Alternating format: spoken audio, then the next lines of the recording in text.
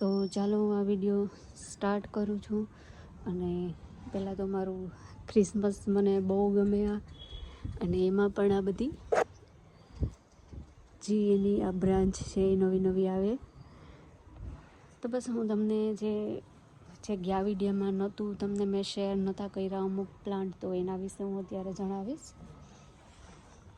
તો આને તો તમે ઓળખો જ છો, આ તો કવાર છે. અને કવાર તો હેર માટે, સ્કિન માટે, બધા માટે એકદમ હેલ્ધી અને આયુર્વેદિક છે આ કવાર તો. અને આ છે ટીની ફ્લાવર. તો ટીની ફ્લાવરમાં જે આવા બધા નાના નાના ફૂલ આવે, આમાં તો હજી કળી જ છે. તો આવી રીતે નાના નાના ફૂલ આવે. તો આ જે પ્લાન્ટ છે ને એ આખું ઉકાઈ ગયું હતું અને તેની આ જે સ્ટેમ ને એની બ્રાન્ચ ને એ બધું ઉકાઈ ગયું હતું. અને એમ થતું જ નહોતું કે આ પ્લાન્ટ પાછું આવી રીતે એકદમ ગ્રો થાય. અને અત્યારે તમે જોઈ શકો કે એકદમ ગ્રો થઈ ગયું. હા, એમાં ફ્લાવર થોડા ઓછા આવે, બટ એ પણ હું કંઈક એની એવી પ્રોસેસ અને એટલું ખાતર એમાં બધું એડ કરીશ તો એ પણ હવે ફ્લાવર પણ એમાં આવવા માંડે. અને એકચ્યુઅલી અત્યારે પણ એમાં આવવા જ માંડ્યા. તો એના માટે મેં એક ઓનલાઈન બોન મિલ પાવડર એક મંગાવ્યો હતો અને હું તમને અત્યારે બતાવું. અને એ છે આ આજે હું તમને બતાવીશ કે કેના માટે ઉપયોગ થાય અને કેમાંથી આ બને. તો એવા ઘણા બધા પ્લાન્ટ્સ છે કે જેનાથી આ ખાતરનો ઉપયોગ કરી શકીએ આપણે. તો આ પણ પ્લાન્ટ્સ વિન્ટરનું છે, તો આમાં પણ ફ્લાવર નહોતા આવતા. અને ફ્લાવર જો આપણે ન આવતા હોય અને એના માટે જે આપણે ખાતર યુઝ કરવું હોય તો એ બોન મિલ પાવડર બેસ્ટ છે. અને બોન મિલ પાવડર તમને ઓનલાઈનમાં ગમે ત્યાં મળી જ જાય, ઇઝીલી મળી જ જાય, એવું નથી કે ક્યાંય ન મળે. અને હા ફ્રેન્ડ્સ, એ બને કેમાંથી એ પણ હું તમને કહું. એ જે બોન મિલ પાવડર છે, આ બોન મિલ પાવડર બધા જે જાનવરના હાડકાં હોય ને એનો ભૂકો કરેલો હોય એ આ બોન મિલ પાવડર છે. અને આમાં બીજું તો કંઈ એડ કરતા જ નથી. અને ખબર નહીં એડ કરતા હોય તો, પણ આ બધામાંથી આ બેસ્ટ છે ફ્લાવર માટે. તો મેં ઘણા એવા પ્લાન્ટ્સ મારા છે કે એમાં મેં આ જે ખાતર છે એ વાપર્યું. તો બસ ઇઝીલી એનાથી આ બધા પ્લાન્ટ્સ છે એ ગ્રો થઈ જાય. તો હાલો હું બોન મિલ પાવડર વિશે પણ તમને થોડુંક બતાવું. એમાં એવું છે કે જે આ બધી બોન મિલ પાવડર સાવ થોડુંક જ, અને હું એની ક્વોન્ટિટી પણ તમને બતાવી દઉં કે કેટલું લેવાનું હોય. તો બસ આટલી જ માત્રામાં એની ક્વોન્ટિટી લેવાની કે ફરતે બધી જે આપણી સ્ટેમ હોય એની ફરતે ગોદી અને પછી આ સ્પ્રિંકલ કરી દેવાનું. એક જ જગ્યાએ નહીં નાખવાનું. તો બસ એની ક્વોન્ટિટી એટલી જ લેવાની.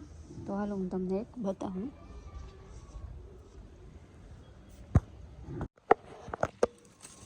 તો બસ આવી રીતે ફરતે ગોદી. અત્યારે તો મેં આમાં પાણી છાંટ્યું એટલે થોડીક જે મારી માટી છે એકદમ ભીની છે. તો આવી રીતે ગોદી અને પછી એક હાથે ફોન પકડું અને એક હાથે હું આ બધું કરું એટલે થોડુંક હાર્ડ લાગે મને. તો બસ આવી રીતે આપણે કેમ સ્પ્રિંકલ કરતા હોય એવી રીતે આછું આછું આવી રીતે છાંટી દેવાનું. અને પછી આને આમ કરી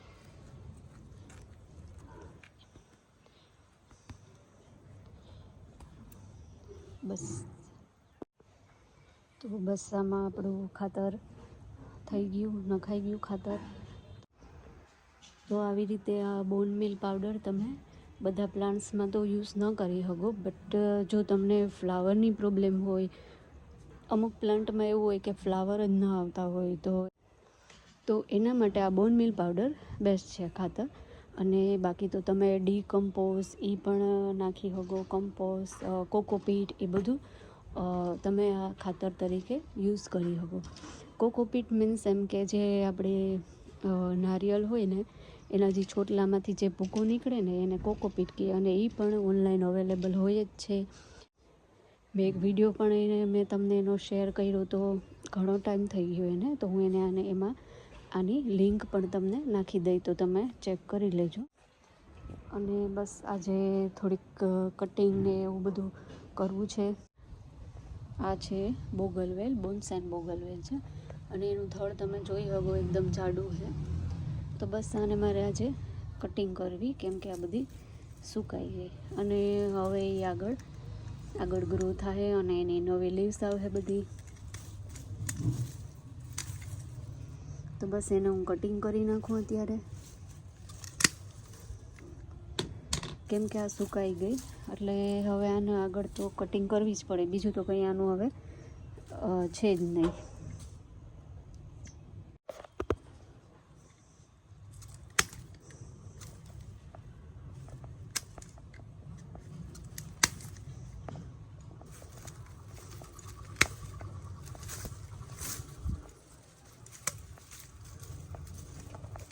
તો આ સ્પેશિયલી પ્લાન્ટની જ છે કાતર.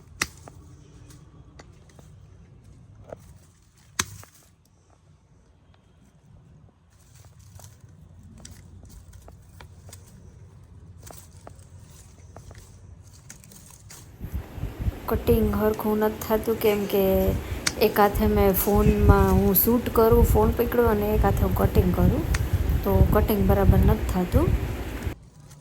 આ ડાળી બહુ જ જાડી છે એટલે કપાતી પણ નથી.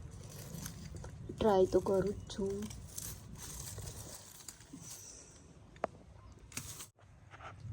તો મેં જેટલી સુકાઈ ગઈ હતી એની આ ડાળી બધી મેં કટ કરી દીધી, અને હવે તો પાછી અહીંયા નવી એની જે બ્રાન્ચ છે એ બધી ગ્રો થાય, તો હું તમને થોડાક દિવસ પછી પાછો આનો વિડીયો બનાવી અને હું તમને બતાવીશ કે આ ગ્રો થાય.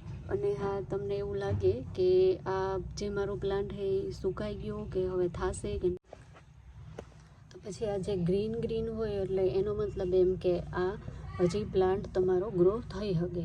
તો બસ આને તમે જો એવું હોય તો આવી રીતે ડાળી સુકાઈ ગઈ હોય ને તો તમે ત્યાંથી જ કટ કરી નાખો, એટલે એ પાછું ગ્રો થાય જ. અને તમે એમાં ડેઈલી કંઈ એવું ખાતર નાખો, અને ખાતરમાં તમે કેળાની છાલ છે, પછી બટેટાની, ડુંગળીની બધી છાલને ભેગી કરી અને 24 કલાક એને પલાળીને રાખો, અને એનું પાણી જો તમે આમાં નાખો તો એ પાછું ગ્રો થાય. અને આ વિડીયો શૂટ કરતાં મને એક નાનકડું અહીંયા એડેનિયમ દેખાણું, તો તમે જોઈ શકો નાનકડું કે એડેનિયમ પણ થયું. કારણ કે ઘણીવાર એડેનિયમની સિંગ હોય, હું હવે જ્યારે સિંગ થશે જ્યારે પ્લાન્ટમાં, તો હું તમને એક વિડીયો બતાવી. તો એ સિંગમાં જે એના બી હોય એ બી મેં કદાચ આઈ થિંક અહીંયા નાખ્યું હશે, તો એનું આ એડેનિયમ પણ નાનકડું મસ્ત થઈ ગયું. તો એ બહુ સારી વાત કહેવાય. નકર એડેનિયમ બહુ જલ્દીથી થતું નથી, પણ થઈ ગયું. અને આ બાજુ બિલ્લી પણ થઈ, આમાં પણ બિલ્લી થઈ. અને આ છે ઝેડ પ્લાન્ટ, એનો પણ મેં એક વિડીયો બનાવ્યો હતો, તો એની પણ હું તમને લિંક આમાં નાખી દઈશ. અને આ છે ઝેડ પ્લાન્ટ, તો ખબર નહીં આમાં પણ શું થઈ ગયું, કારણ કે હમણાં મને બહુ ટાઈમ ન મળતો, તો હું બહુ ઓછી કેર કરતી, તો એને લીધે આ પ્લાન્ટ પણ ઓલો થઈ ગયો. એના જે પાંદડા હતા એ એકદમ યલો કલરના થઈ ગયા અને ખરવા માંડ્યા. તો પછી મેં આનું પણ જે આ બોગલવેલમાં મેં કર્યું એવી જ રીતે આની પણ જે બ્રાન્ચ હતી બધી મેં કટિંગ કરી દીધી. અને પાછું હવે થોડોક ટાઈમ પછી આનો પણ હું તમને વિડીયો બતાવીશ, તો એમાં પણ બ્રાન્ચ નવી આવશે જ. એ ખબર પડી જ જાય કે આમાં નવી બ્રાન્ચ આવે કે નહીં. તો બસ હવે હું આ મારા વિડીયોને એન્ડ કરું, અને નેક્સ્ટ વ્લોગમાં આપણે જલ્દી મળશું. તો ત્યાં સુધી બાય. અને હા, મારી આ ચેનલને સબસ્ક્રાઈબ કરવાનું તો તમે ભૂલતા જ નહીં. તો મારી આ ચેનલને લાઈક કરજો, શેર કરજો અને સબસ્ક્રાઈબ કરજો. તો ત્યાં સુધી હું રજા લઉં. તો સીતારામ, જય શ્રી કૃષ્ણ અને બાય.